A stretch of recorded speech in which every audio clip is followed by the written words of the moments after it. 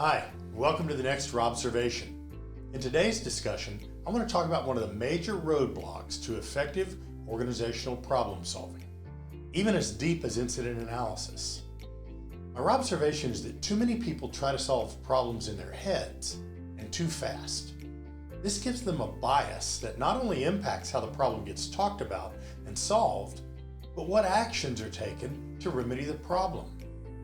I'm sure many of you can relate to having a leader or manager tell you what the problem is, even if it's not the problem identified, what the cause of the problem is, even if there's been no formal analysis, and what they've done to fix it with the expectation that the problem is fixed right, and there isn't much need to go further. If we put this challenge to the science of HOP, problems solved in your head are actually done in knowledge-based performance mode, where you don't know what you don't know. Now, the probability that you're wrong hovers between 10 and 50%, closer to 50% by data. How do I know this? Well, if you haven't gathered data and information, and if you haven't identified the gaps in your knowledge, what do we know and what do we not know?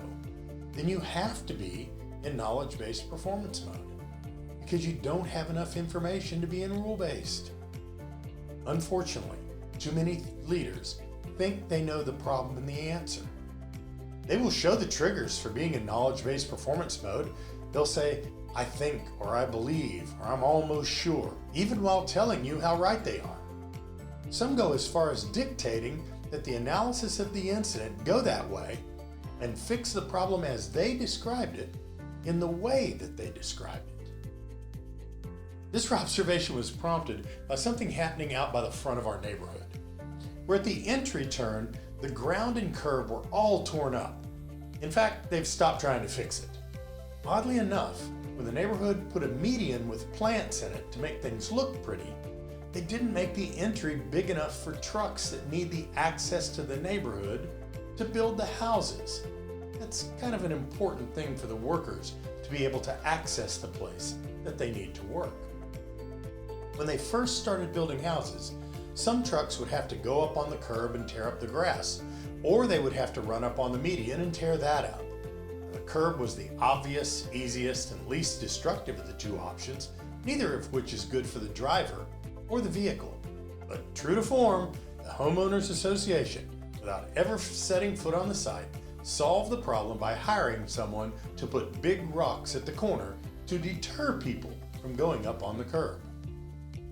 It's like they believed that the people were ruining their grass because they didn't have anything better to do, instead of understanding that the plans for the entry that they approved and they built were the systemic drivers of the problem. Ultimately, several trucks were destroyed because they didn't know the huge boulders had been put there, and there was no good lighting. So when they rounded the corner, they took out the side of their vehicle, and in one case, the undercarriage of the truck. Oh, you should have heard that they should have known better, and that'll teach them. The Homeowners Association finally had the boulders removed, and I guess they're just going to let the area get torn up until all of the houses are built. I don't know. Help open leaders' minds to the process of gathering data and information and doing a good gap analysis before they start talking about what they know went wrong and what they think will fix it. Move them into rule-based performance mode. Ask questions like, tell me what happened and how it happened, not tell me why something happened. Move them where there's a probability that they solve the problem to closer to a 1% error rate from a 50% error rate. Problems will be solved faster, more effective corrective actions, and the first time. Visit our website and get more information on how to solve and prevent incidents. And remember, intentional leadership starts with you.